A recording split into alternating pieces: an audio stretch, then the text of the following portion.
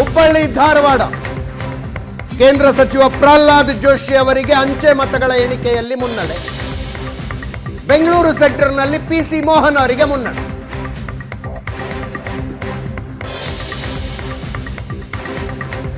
ನಾವು ತುಂಬಾ ಕುತೂಹಲದಿಂದ ಗಮನಿಸ್ತಾ ಇರೋದು ಕಲ್ಯಾಣ ಕರ್ನಾಟಕದ 5 ಕ್ಷೇತ್ರಗಳು, ಮಧ್ಯ ಕರ್ನಾಟಕದ 2 ಕ್ಷೇತ್ರ, ಕಿತ್ತೂರು ಕರ್ನಾಟಕದ 2 ಕ್ಷೇತ್ರ. ಮಧ್ಯ ಕರ್ನಾಟಕ ಮತ್ತು ಕಲ್ಯಾಣ ಕರ್ನಾಟಕದ ಕ್ಷೇತ್ರದ ಟ್ರೆಂಡ್ಗಳು ಗ್ಯಾರಂಟಿ ಪ್ರಭಾವ ಏನು ಮತ್ತು ಎಷ್ಟು ಅನ್ನುವುದನ್ನು ತೋರಿಸಬಹುದು.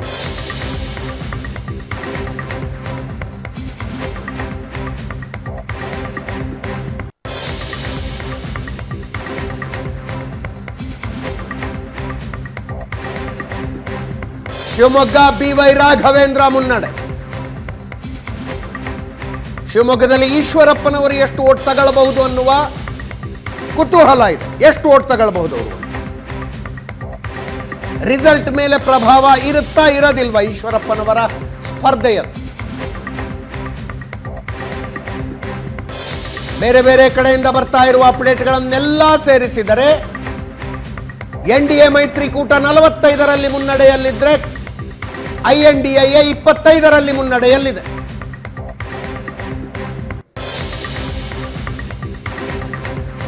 ಐವತ್ತು 20 ಆಯ್ತು. 50-20.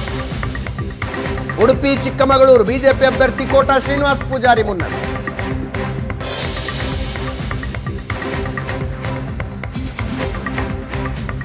ನೆನಪಿರಲಿ, EVM ಅಪ್ಡೇಟ್ಗಳು ಇನ್ನೂ ಬರ್ತಿಲ್ಲ. ಇವೆಲ್ಲ ಪೋಸ್ಟಲ್ ಬ್ಯಾಲೆಟ್ನ ಅಪ್ಡೇಟ್ಗಳು.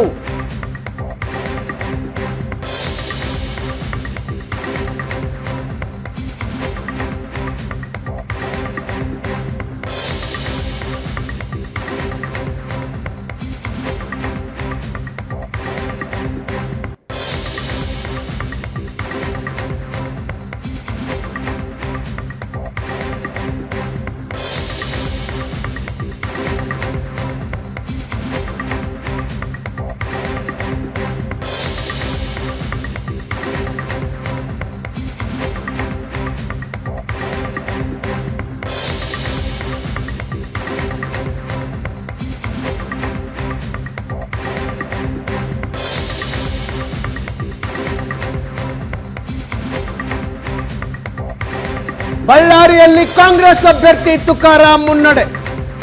ಶ್ರೀರಾಮುಲು ವಿರುದ್ಧ ಸ್ಪರ್ಧಿಸಿರುವ ತುಕಾರಾಂ ಅಂಚೆ ಮತಗಳ ಎಣಿಕೆಯಲ್ಲಿ ಮುನ್ನಡೆ ಸಾಧಿಸಿದ್ದಾರೆ.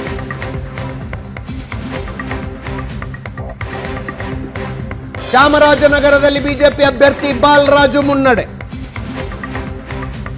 ಕಾಂಗ್ರೆಸ್ ಗೆದ್ದೇ ಗೆಲ್ಲುತ್ತೆ ಅಂತ ಕಾನ್ಫಿಡೆನ್ಸ್ ನಲ್ಲಿರುವ ಕ್ಷೇತ್ರ ಚಾಮರಾಜನಗರ. ಅಂಚೆ ಮತಗಳ ಎಣಿಕೆ ಬಿಜೆಪಿ ಅಭ್ಯರ್ಥಿ ಮುನ್ನಡೆಯಲ್ಲಿದ್ದಾರೆ.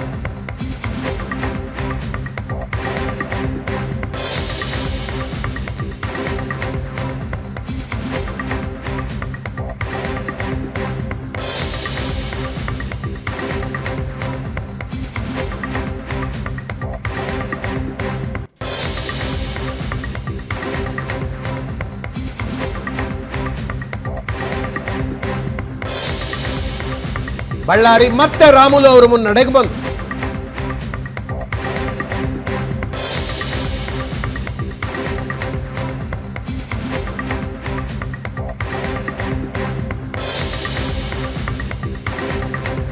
ಮಂಡ್ಯದಲ್ಲಿ ಕುಮಾರಸ್ವಾಮಿ ಅವರು ಮುನ್ನಡೆ ಕಾಯ್ದುಕೊಂಡಿದ್ದಾರೆ. ಮೈಸೂರಿನಲ್ಲಿ ಯದುವೀರ್ ಒಡೆಯರ್ ಮುನ್ನಡೆ ಕಾಯ್ದುಕೊಂಡಿದ್ದಾರೆ.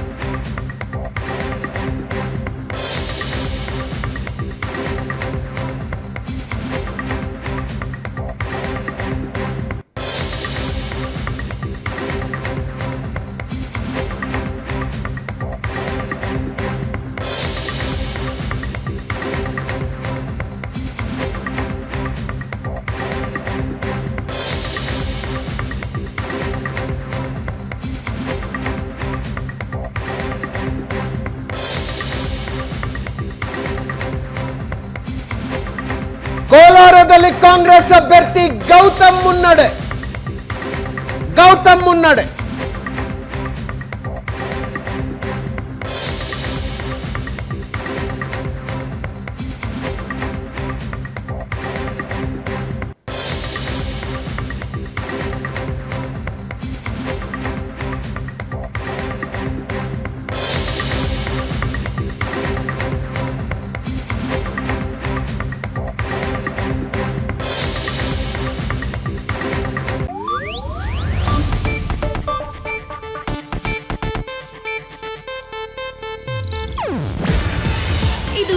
ಏಷ್ಯಾನೆಟ್ ನ್ಯೂಸ್ ನೆಟ್ವರ್ಕ್ ಪ್ರಸ್ತುತಿ.